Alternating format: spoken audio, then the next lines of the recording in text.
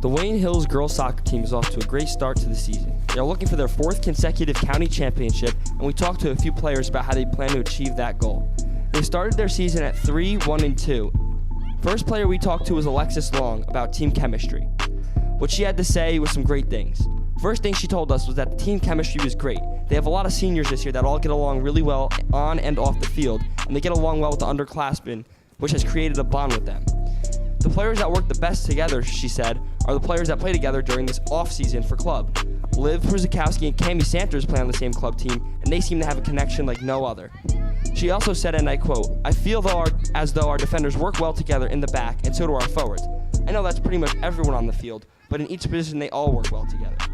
Another thing she told us was that their team has pasta parties before each big game where they talk about how they had a good time over the weekend at team bonding. And they also like to go to the locker room earlier just before games just to bond with each other and get each other pumped up. Alexis told us that during practices it's all focus, but during the water breaks they often build chemistry by talking about what happened in school that day or making jokes with each other or even discussing what's been happening during the practices. The next player we talked to is Taylor Rodriguez about team goals. First thing she told us was that a major team goal is to work better together as a whole, even though they have really good chemistry together, and it is extremely hard for one another in a game to get good results without good team chemistry. She also told us that they lost a lot of key players from last season, so they will be struggling to gain very strong players. The second thing she told us was that they will be able to achieve counties if everybody on varsity goes to practice every day with the mindset to get better. She said that she thinks they will continue to win and work very hard as a team because they have so far throughout the year, but she's not sure how far they will make it in states unless everybody keeps it up. The next player we talked to was Santer about the coach.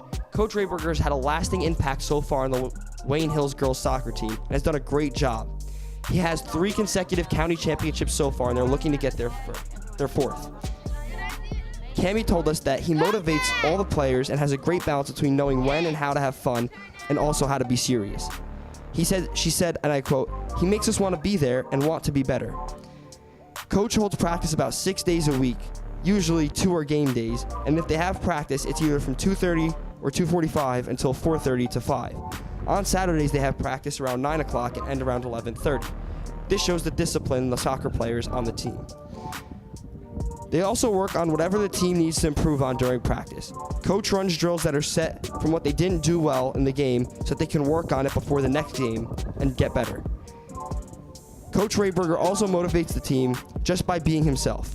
He pushes the team whenever they need it, and their team is super self-motivated, though he doesn't have to stress on coaching the team and give the kind of drive that he does. Another player we talked to so far this season was Liv Sakowski, and she had some good things to say about the players.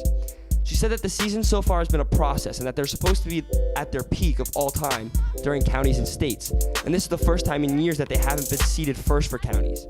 They are using that as a motivation, looking forward to being the 4th consecutive county champs and to make a long state run. A couple players that were injured were Juliana Garino and Alexis Long.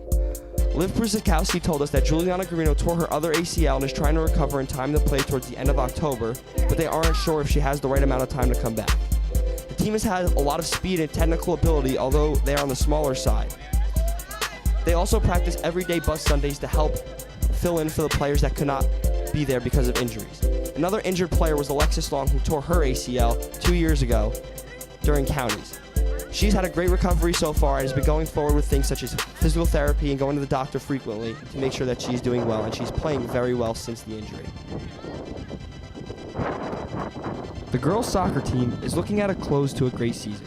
Although they are losing an abundance of talented seniors after this year, their undefeated JV team has some great players to offer, such as Jacqueline Lewandowski, Sammy Sklar, and Holly Clancy, who led the JV team in goals.